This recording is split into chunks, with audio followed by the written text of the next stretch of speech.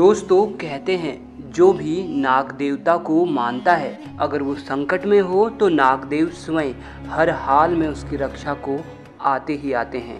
कितने लोगों के तो कुल देवता ही नागदेव होते हैं।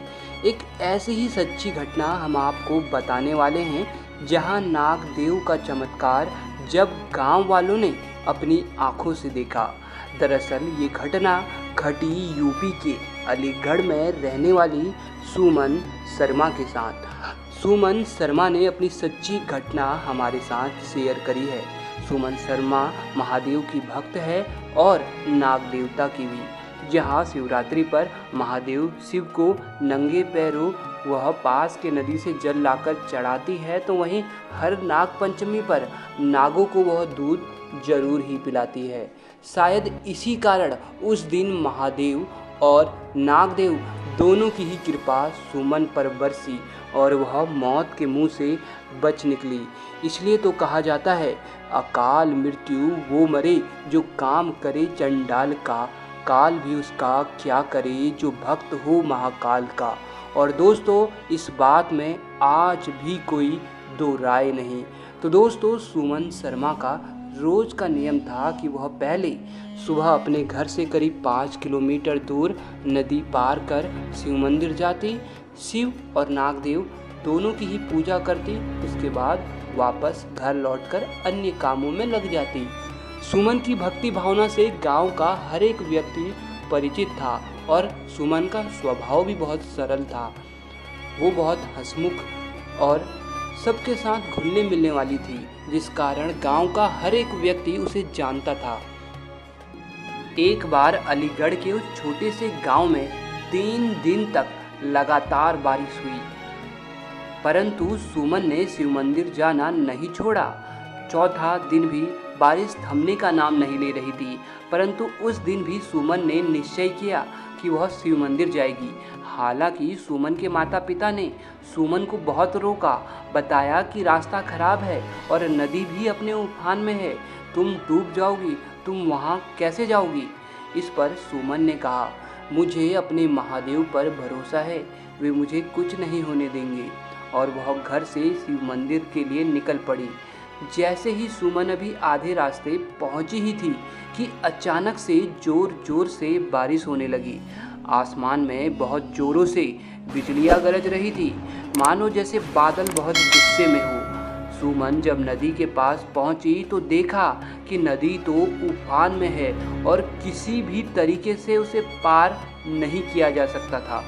सुमन ने फिर भी हिम्मत नहीं हारी और महादेव को याद किया।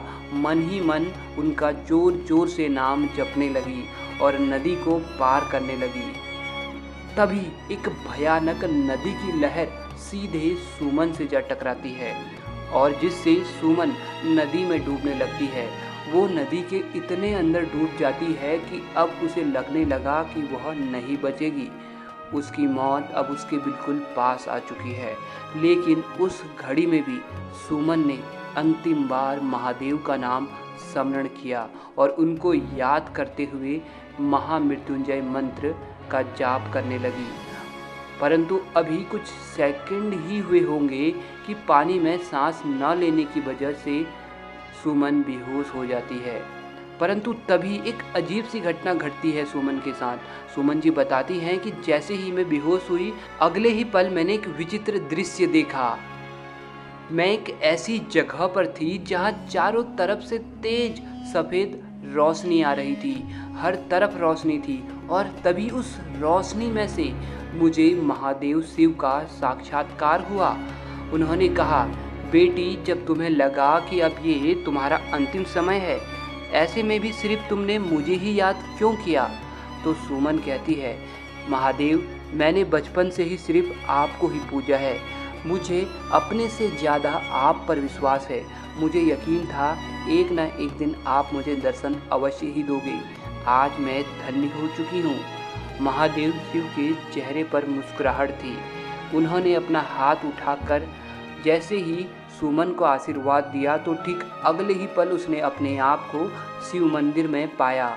दरअसल दोस्तों जब सुमन बेहोश हुई थी तो उस समय एक विचित्र नाग, जो सामान्य नागों के मुकाबले में बहुत ही अलग था, जो करीब 12 फुट लंबा था, उसने सुमन को नदी से बाहर निकाला और उसी के सहारे सुमन शिव मंदिर तक पहुंची थी।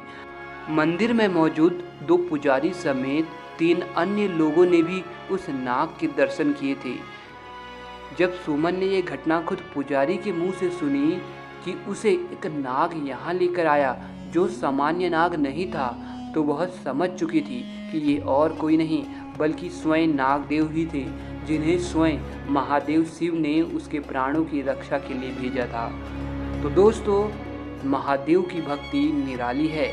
अगर आप भी महादेव के सच्चे भक्त हैं तो एक बार कमेंट बॉक्स में दिल से, सच्ची श्रद्धा से हर हर महादेव का जयकारा जरूर लगाना।